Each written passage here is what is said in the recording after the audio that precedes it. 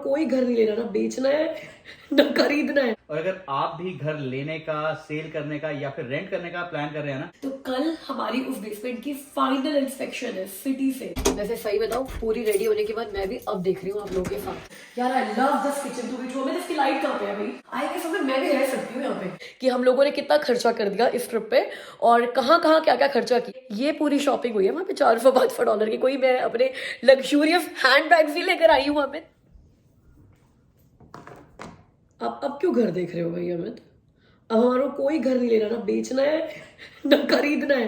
हो गया हमारा आई भाई। नो यार, बट मैं मॉर्गेज इंडस्ट्री में हूँ यार। मेरे जो क्लाइंट्स होते हैं, मुझे थोड़ा सा आइडिया तो लेना पड़ता है ना कि मार्केट में चल क्या रहा है। उनको अगर घर लेने हैं, उनकी मॉर्गेज करनी है, तो आई नीड टू सी कि उन्होंने जो घर लिया उसकी इतनी वर्थ है या नहीं है। तो I need to be up to dated on this. तो फिर अब ये वाली ऐप क्यों यूज कर रहे हो? तो कौन सी यूज करूँ? मैं आपको बता रही हूँ यार, इतनी बढ़िया ऐप आई है एक मार्केट में, द कनेडियन होम। ठीक है, अब वो बढ़िया क्यों ये बताते हो। ऐसा नहीं है कि बस बोल दिया मैंने कि बढ़िया है। ये द कनेडियन होम ऐप डाल रखी है मैंने अपने फोन में अमित। आपको बताती हूँ कि ये ऐप मुझे बेस्ट क्यों लगी। जितने भी फीचर्स हमारे को चाहिए ना, जैसे कि जब आप एक घर देखते हो तो आपको क्या क्या चाहिए होता है, अच्छी चीजें बताते हो जो आपको देखनी चाहिए। एक तो भाई हम यंग फैमिली है, हमें एमी की स्कूलिंग अभी बहुत साल तक करनी है। तो हम ये चेक करें जब हमने अपना घर खरीदा कि स्कूल्स की रेटिंग क्या है उस घर के आसपास। फिर आपको ये भी पता होना चाहिए कि जो घर आप खरीदने जा रहे हो वो पहले कितने में लिस्टेड था, उससे अपना रेट कम किया है कि नहीं किया। अगर उसका रेट कम किया होगा, मतलब उसका बिक नहीं रहा था इसलिए रेट कम किया होगा उसने यार। जो और एक बेस्ट फीचर है जो और किसी ऐप में नहीं है, वो ये है कि आप अपने पार्टनर के साथ ना इस ऐप में ही ना चैट कर सकते हो। एक ही जगह पर ऐप में, अब जहां पे घर देख रहे हो वहीं पे सारी घर की लिस्टिंग रखो, सारी घर की प्राइवेट बातें रखो ना। तो इसी ऐप में जो चैट का फीचर है, you can keep all your house related talks eight one place. सबसे पहले ओपन हाउसेस ऐप खोलते ही भाई आपके जिस एरिया में आप घर देख रहे हो वहां पे ओपन हाउसेस कौन कौन से आपको एक ही जगह पर पता चल जाता है। प्राइस ड्रॉप, सेल के लिए घर कौन से और अभी अभी घर कौन से सेल हुए हैं। प्री कंस्ट्रक्शन, यहाँ पे अगर आप सिर्फ प्री कंस्ट्रक्शन में इंटरेस्टेड हो तो आप प्री कंस्ट्रक्शन भी देख सकते हो। प्री कंस्ट्रक्शन के बाद फॉर रेंट, यस। अब जरूरी नहीं है कि सभी लोग घर खरीदने के लिए देख रहे हो। आपको अगर रेंट पे घर लेना है तो ये भी आपको यहाँ पर मिल जाएगा। और ये बेस्ट फीचर है, बेस्ट स्कूल्स अराउंड।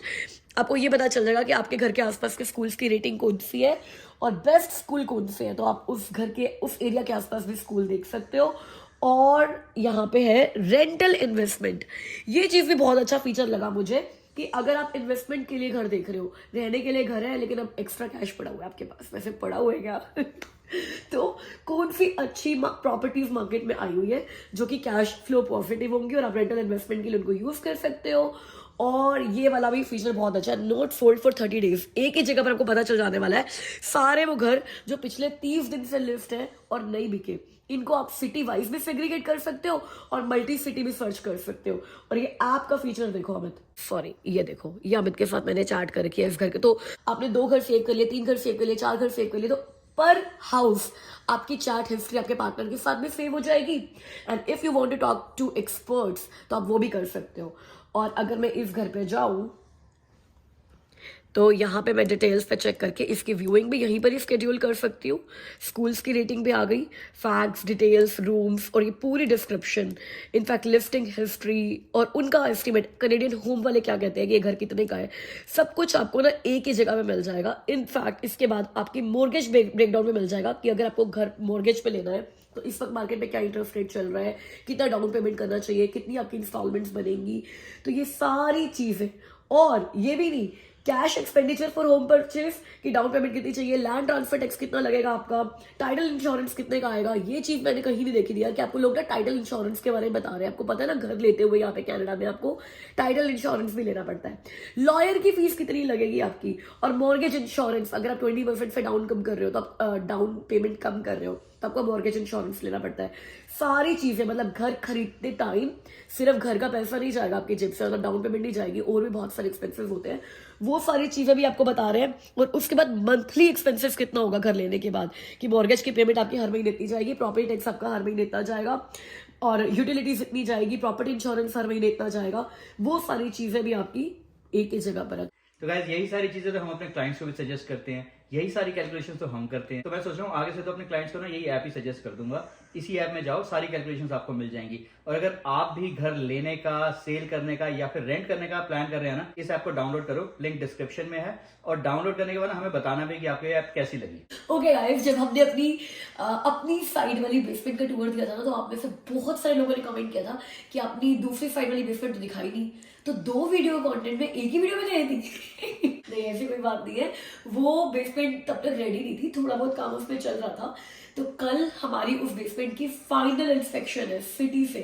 तो सब अगर ठीक रहा तो हमें कल लीगल बेसमेंट का, लीगल 2 यूनिट ड्वेलिंग का सर्टिफिकेट मिल जाएगा और लीगली हमारे घर में 2 यूनिट्स बन जाने वाली है। एक्चुअली हमने वहाँ पे एयरबीएनबी करना, आपको बताया ही था मैंने।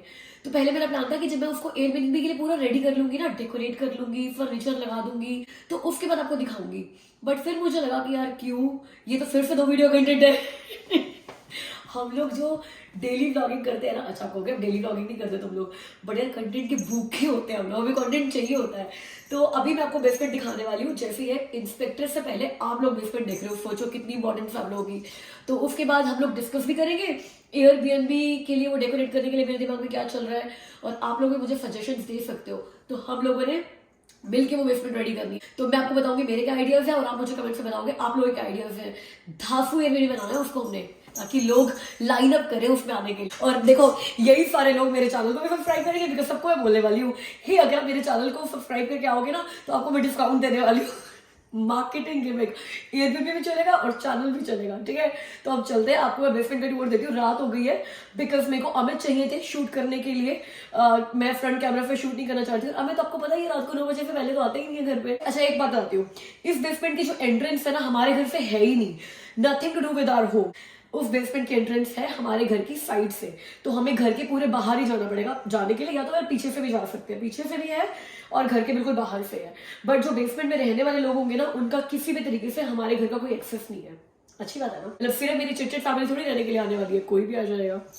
चलो चलते हैं। यहाँ से जाए कि वहां पे जाए? यहाँ पे जाए, फिर शूज पहनने पड़ेंगे। शूज तो वहां से भी पहनने पड़ते हैं। हाँ। तो यहाँ से हम लोग बेसमेंट एक्सेस करेंगे। आ जाओ यार, घास भी काटने वाले मौसम आ गया हमें। मतलब ना कनाडा में ऐसा होता है, अभी थोड़ी सी रिलैक्स मिला है कि अब स्नो उठाने से छुटकारा मिलेगा, लेकिन जैसे ही स्नो उठाने से छुटकारा मिलता है वैसे ही घास काटने का टाइम शुरू हो जाता है। तो अब लॉन मोइंग चलेगी। मतलब कनाडा वाले कहते हैं मेहनत करते रहना चाहिए। आप लोग जिम में तो जाते नहीं हो, तो ऐसी अपनी सेहत बुलंद रखो। तो ये घर के साइड से बेसमेंट की साइड एंट्रेंस है। वैसे सही बताऊं, पूरी रेडी होने के बाद मैं भी अब देख रही हूँ आप लोगों के साथ। वेलकम हमारी ब्रांड न्यू बेसमेंट में, जो आप आगे पता नहीं कितनी बार देखने वाले हो, बिकॉज इसको हमें पूरा फर्निश करना है आपके साथ। आ जाओ आ जाओ, अंदर आ जाओ। तो ये देखो, ये बेसमेंट का मेन डोर होने वाला है। और जैसे कि हर कैनेडियन घर में आपने देखा है, ओ माय गॉड, ये डायलॉग मैं पता नहीं कितनी बार मार चुकी हूँ, बिकॉज मैंने आपको अपने ब्रैम्पटन वाले घर का टूर भी 2 बार दिया है। एक बार ऊपर का, एक बार बेसमेंट का, फिर आपको बोल्टन वाले घर का टूर दिया, फिर आपको अपने इस घर का टूर दिया, बेसमेंट का टूर दिया। तो ये डायलॉग मैं 500 बार मार चुकी हूँ। तो ये हमारी शू एंड जैकेट क्लोजेट है। वैसे यार वो सारी बेसमेंट क्लीन ही करी हुई है हमें। और जैसे हमने यहाँ पे शूज वगैरह उतारने हैं, और यहीं पे वो ब्लैक वाला मैट आएगा जिसकी हम पिछले 2 वीडियो से बात कर रहे हैं। तो इसकी फ्लोरिंग का कलर थोड़ा सा अलग है, मतलब ये टाइल्स है और ये वुडन फ्लोरिंग है। ये टाइल्स है, ये वुडन फ्लोरिंग है। तो ये वाला होने वाला हॉल एरिया, मतलब जिसको आप लिविंग रूम भी कह सकते हो। तो यहाँ पे काउच लगने वाला है। तो अब वही एयरबीएनबी का आइडिया क्या है? ओ माय गॉड, मेरी आवाज यहाँ पे गूंज रही है बिकॉज पूरा खाली है ना। आप लोग अगर मेरी नॉर्वे वाली वीडियोस को फॉलो कर रहे थे तो आपको याद होगा बर्गन में हम लोगों ने एक एयरबीएनबी लिया था, पर वो पूरा का पूरा आइडिया के सामान से ही सजा हुआ था। तो मैंने आपको बताया था कि अपने एयरबीएनबी के लिए मुझे यहाँ से आइडियाज मिल रहे हैं। तो उनका एक ना L shape sofa cum bed था और बहुत ही कंफर्टेबल था। तो हमने यहाँ पर देखा आइकिया में वो मिल रहा है $1000 का। वैसे तो मेरा इतना सारा पैसा खर्च करने का मन नहीं था, but I guess it's a long term investment. तो वो वाला सोफा कम बेड हम लोग लाने वाले, एल शेप्ड है, तो वो यहाँ पर आ जाएगा। तो मतलब इतनी अच्छी फिटिंग कैपेसिटी होगी उसकी कि एयरबीएनबी में जो गेस्ट आएंगे वो उसको लिविंग रूम की तरह यूज कर सकते हैं। और अगर रात को, वैसे तो 2 बेडरूम बेसमेंट है, रात को अगर मान लो 4 लोगों से भी ज्यादा लोग आ गए तो वो बस खींचेंगे और वो पूरा बेड बन जाएगा, ठीक है। और ये किचन, यार I love this kitchen to be true. इसकी लाइट कहाँ पे है भाई? मैं तो आपको यूं ही कह रही थी कि घर अभी मतलब बेसमेंट साफ नहीं है, मेसी, बिकॉज मैं खुद भी नहीं आई थी। अब मैं आकर देख रही हूँ कि पूरी बेसमेंट बिल्कुल ऐसी रेडी है, चकाचक है। अगर रेंट पे देनी हो ना किसी को तो हम कल ही शोइंग्स रख सकते हैं। तो पहले आप ये देख लो कितना बड़ा लिविंग रूम है।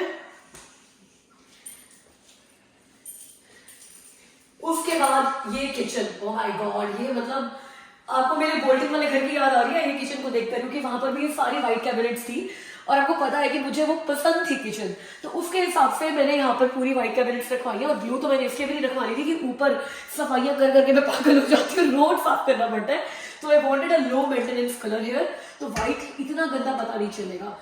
तो बहुत अच्छी स्टोरेज है, एयरबीएनबी में इतनी स्टोरेज चाहिए नहीं होती, लेकिन फिर हमने ये भी सोचा कि यार हो सकता है आगे फ्यूचर में एयरबीएनबी करने का मन ना बने और परमानेंटली रेंट पे देना हो, तो फिर अच्छा रहेगा, जितनी ज्यादा स्टोरेज उतना अच्छा है। तो बहुत ज्यादा स्टोरेज है किचन में। और ये देखो थोड़ा सा चेंज किया हमने, बोल्टन वाले घर में हमारे व्हाइट ही काउंटर टॉप थे, यहाँ पर हम लोगों ने मतलब शाइनी ब्लैक रखवाया है, स्पार्कल स्पार्कल से, मतलब ऐसे चमक रहे हैं ना जैसे कि ना दूर से अगर आप देखोगे ना तो ऐसा लगेगा जैसे मैं कोई एग्जैजरेट कर रही हूँ, फिर डायमंड्स पड़े हुए हो ना तो ऐसे चमक रहे हैं। तो ये सिंगल वाला सीट लगवाया है और यहाँ पे डिश वॉशर भी है, क्योंकि एयरबीएनबी में आप जितना कंफर्ट दो उतना अच्छा होता है। और इस किचन की एक चीज है, बिकॉज ये पूरी ब्रांड न्यू हमने खुद ही बनवा रहे थे ना स्टार्टिंग से, तो एक चीज है जो इस किचन में है जो ना मेरे बोल्टन वाले घर में थी, जो मेरे इस घर में है, वो है पुल ऑन डस्टबिन कैबिनेट। तो ये कैबिनेट है डस्टबिन के लिए, तो एक ऑर्गेनिक के लिए हो जाएगा और एक गार्बेज के लिए हो जाएगा। तो यहाँ पे और कहीं हमें डस्टबिन रखने की जरूरत नहीं पड़ेगी।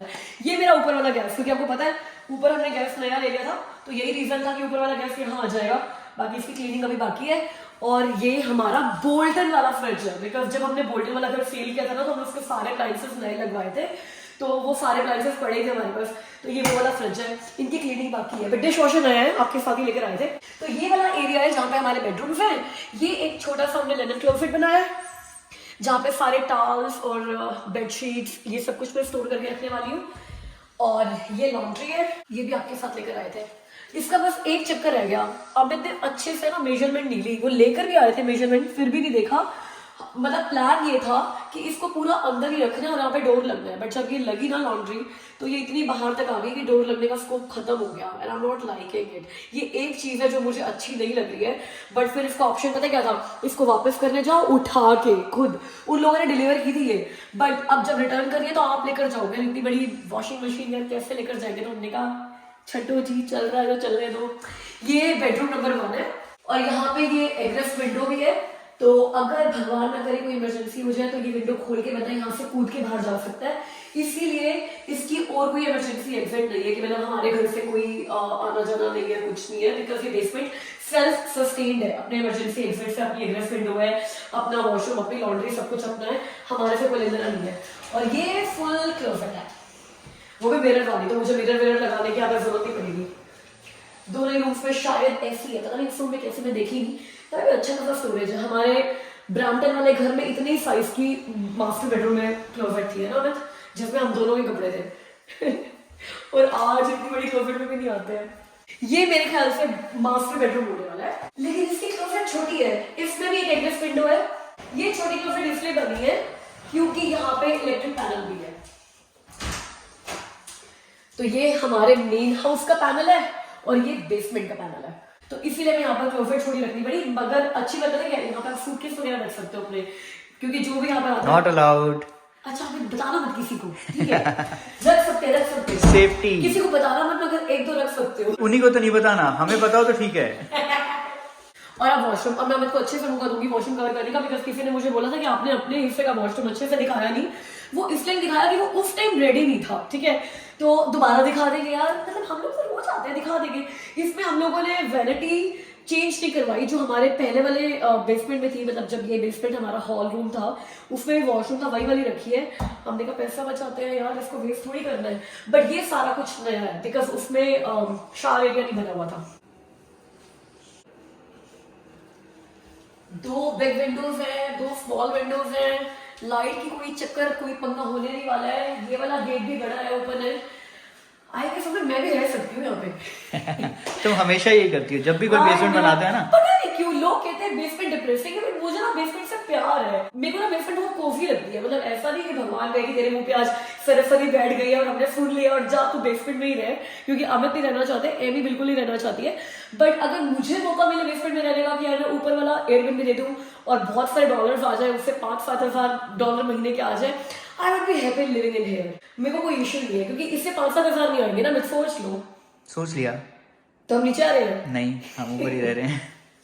अच्छा, यहाँ पे हम लगाएंगे टीवी। हाँ, यहाँ पे हम लगाने वाले हैं टीवी, जिसपे बाय डिफॉल्ट यूट्यूब चलेगा और उसपे chit chit with Shilpa channel लगा होगा। आप चेंज ही नहीं कर सकते हो। अगर आप हमारे एरिया में रह रहे हो तो आपको सिर्फ एक ही चैनल देखना होगा यूट्यूब पे, chit chit with Shilpa, that's all. और उसके बाद यहाँ पे वो फोल्डिंग टेबल आता है ना, कि भाई वो अगर किचन में आपको बहुत सारा काम करना है, वैसे एयरबिन वाले इतना काम करेंगे क्यों, आई डोंट नो, लेकिन फोल्डिंग टेबल लगाएंगे यहाँ पे, तो वो बड़े सारे यूजेस होंगे उसके। अगर किचन आपका एक पूरा भर गया है, आपने किसी को डिनर बुलाया तो वो बुफे टेबल बन जाएगा, उसको खोल लो, आइलैंड की तरह काम आ जाएगा, कंप्यूटर डेस्क की तरह काम आ जाएगा, और वो डाइनिंग टेबल की तरह भी काम आ जाएगा। उसमें 2 एक्स्ट्रा चेयर भी लगा देंगे। तो ऐसा कुछ टेबल हम लोग यहाँ पर लगाने का प्लान कर रहे हैं, ठीक है। तो अब डेकोरेशन में यहाँ पे एक बड़ा ट्री लगाने का सोच रही हूँ कॉर्नर में, और यहाँ पे एक साइड टेबल, यहाँ पे एक छोटा सेंटर टेबल आएगा, यहाँ पे टीवी जो है वो दीवार पे लग जाएगा, बिकॉज अगर मैं टीवी ट्रॉली में रखा ना तो आने जाने में बड़ी दिक्कत होने वाली है, इसीलिए। बाकी रूम्स पे तो बस एक बड़ी बड़ी पेंटिंग आएगी और कंफर्टेबल बेड्स आएंगे और 2 साइड टेबल्स आएंगी। और साइड टेबल्स पे अगेन आई एम प्लानिंग कि यार एक छोटा छोटा अच्छा सा ग्रीन प्लांट रख दो, बिकॉज ये मैंने ना स्वीडन में देखा था, हर कमरे को ग्रीनरी से भर दो। और जैसे मैं पहले अपना पुराना एयरबिन में मैंने हर कमरा पेंटिंग से भरा हुआ था ना, इस टाइम पर आई थिंक मैं सारी चीजें ग्रीनरी से भरने वाली हूँ। What do you think? Suggest करना मुझे कि डेकोर कैसा होना चाहिए इस एयरबिन का, ठीक है। चलो अब चलते हैं।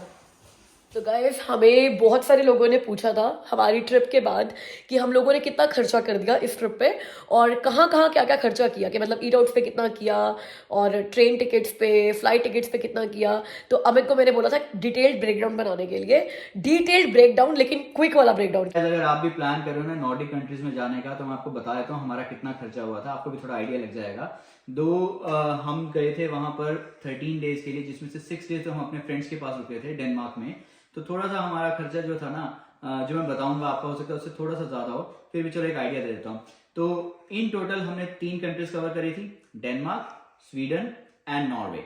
डेनमार्क में हम थे 6 डेज, उसके बाद स्वीडन में हम थे 3 नाइट्स 4 डेज, एंड नॉर्वे में हम थे अगेन 4 नाइट्स 5 डेज। तो ये हमने टोटल वहां पे कवर किया था। फ्लाइट का हमने खर्च किया था $3000, हम तीनों की रिटर्न फ्लाइट हो गई थी $3000 में। यहाँ से हम गए थे सीधा डेनमार्क में। अब डेनमार्क में जो 6 डेज थे ना, 2 नॉर्डिक कंट्रीज में जो है ना फूड बड़ा एक्सपेंसिव है, बट क्योंकि हम लकी थे, हमारे फ्रेंड्स वहां पर थे, तो मोस्टली ब्रेकफास्ट हम वहीं पे घर पे ही करके जाते थे, most of the times dinner भी घर पे आके करते थे, तो मेनली लंच ही बाहर कर रहे थे। बट जब हम वहां गए थे स्वीडन में एंड नॉर्वे में, तो मोस्टली ईट आउट्स ही हो रहा था। तो टोटल हमने ईट आउट्स का स्पेंड कर दिया होगा अराउंड $1500। एंड अकोमोडेशन आपको बताना भूल गया, अकोमोडेशन डेनमार्क में तो घर पे ही रहे थे हम। नॉर्वे एंड स्वीडन में जो होटल्स हमने बुक करे थे, पर नाइट अराउंड $200 के आसपास का होटल का रहता है, हर जगह सेम ही था ऑलमोस्ट। तो टोटल मिला के $1500 हमने अकोमोडेशन पे खर्च कर दिए होंगे। अब यार यूरोप जाओगे ना तो सबसे ज्यादा आपको देखने को मिलेंगे म्यूजियम्स। बाकी आपको बताता हूँ टोटल अट्रैक्शंस पे ना हमने खर्च किए होंगे अराउंड $2000, जिसमें सारे म्यूजियम्स की टिकट्स भी कवर हो गई और क्रूज वगैरह जो हमने किए वो कवर हो गई, कोई फेरी वगैरह थी वो कवर हो गई। थीम पार्क एमी को हम लेकर गए थे टिवोली गार्डन में डेनमार्क में, उसकी टिकट कवर हो गई। And city sight seeing tour जो हमने स्वीडन में लिया था 2 डेज का, उसकी टिकट हो गई। एंड मेजर जो अट्रैक्शन जो हमने देखा था that was Norway in a nutshell, जिसकी सबसे महंगी टिकट थी। हम 3 लोगों की टिकट जो उसकी आई थी दैट वाज अराउंड $800। कुछ लोग पूछ भी रहे थे कि नॉर्वे इन अ नटशेल का लिंक दे दो, तो it's very simple, you just type on Google Norway in a nutshell, उनकी एक ही वेबसाइट खुलेगी वहां पर, एंड उसमें डिफरेंट रूट्स होंगे, आप अपने प्रेफरेंस के अकॉर्डिंग रूट चूज करो और you can buy the tickets from there. हमने भी ऐसे ही किया था, इनफैक्ट एक दिन पहले ही हमने टिकट परचेज करी थी नॉर्वे इन अ नटशेल के लिए। And guys, apart from that return ticket जो हमारे यहाँ से थी, जिसमें हमने $3000 स्पेंड किए थे, जो कंट्रीज हम चेंज कर रहे थे ना, जैसे हम डेनमार्क से स्वीडन गए थे by train, and then Sweden से हम गए थे बर्गन बाय एयर, फिर उसके बाद वहां से ऑस्लो गए थे बाय ट्रेन। तो इन सब की जो टिकट्स वगैरह थी वो हमने अराउंड $800 उस पर स्पेंड कर दिया होगा। एंड उसके अलावा इतना ही अप्रोक्सीमेट $800 पब्लिक ट्रांसपोर्ट जो इंटरनली हम यूज कर रहे थे ना उस पर स्पेंड हो गया होगा, क्योंकि वहां पर जो जर्नी है ना अप्रोक्सीमेट $5 पर पर्सन पर जर्नी का हम पे कर रहे थे और हम इतना घूम रहे थे, एक दिन में इतनी हम पब्लिक ट्रांसपोर्ट चेंज कर रहे थे, तो अप्रोक्सीमेट $800 हमने उस पर स्पेंड कर दिया होगा। उसके अलावा $400-500 की शिल्पा ने शॉपिंग भी कर ली होगी। तो यही टोटल मिला के हमारा $10,000 का खर्चा हुआ था, और आपका भी मेरे ख्याल से $10,000 के आसपास हो सकता है, प्लस होटल अकोमोडेशन, अगर आप जैसे डेनमार्क में हमारे 6 डेज फ्री था वो। अब ये $400-500 जो शॉपिंग का हमने मेरे सिर मर दिया है ना, उसकी डिटेल्स सुन लो कि क्या किया था शॉपिंग में। कुछ खास शॉपिंग नहीं करके आए। एक तो ये जो आपको मैग्नेट्स दिख रहे हैं 3-4, वो मैग्नेट्स लेकर आए। एक छोटा सा सुवेनियर गुड्डू के लिए लेकर आए थे। और क्या लिया है हमने, एमी का सनस्क्रीन लिया, बिकॉज वो ले जाना भूल गए थे। मेरा दिखाओ तो सही। मैग्नेट्स शायद मैंने दिखा दिए, पहले नहीं दिखाए, पिछली वीडियो में दिखाए थे। नहीं तो कोई दिखा दो। ये नॉर्वे का मैग्नेट है, ये डेनमार्क का मैग्नेट है, और ये हमारा स्वीडन का मैग्नेट है। बट आई गेस मैंने आपको पुरानी वीडियो में दिखाया हुआ है, पिछली वीडियो में ही दिखाया हुआ है। हाँ, एमी का सनस्क्रीन, मेरा सनस्क्रीन, मॉइस्चराइजिंग क्रीम, और एमी के ग्लव्स भूल गए थे बिकॉज हमें लगा था वहां पर तो स्प्रिंग आ गया है तो ग्लव्स की कैप की जरूरत नहीं है, तो ये सारी चीजें ली। अमित अपना चार्जिंग पॉइंट, क्योंकि वहां पे चार्जर दूसरा चलता है ना, कनाडा वाला नहीं चलता है, तो हमें चार्जर पॉइंट्स नए खरीदने पड़ गए, वो लिए। कैमरा के बैटरीज लिए, सेल लिए। ये पूरी शॉपिंग हुई है वहां पे $400-500 की। कोई मैं अपने लग्जूरियस हैंड बैग्स ही लेकर आई हूँ अमित, हैंड बैग आने थे $400 के। तभी नहीं लेकर आई हूँ।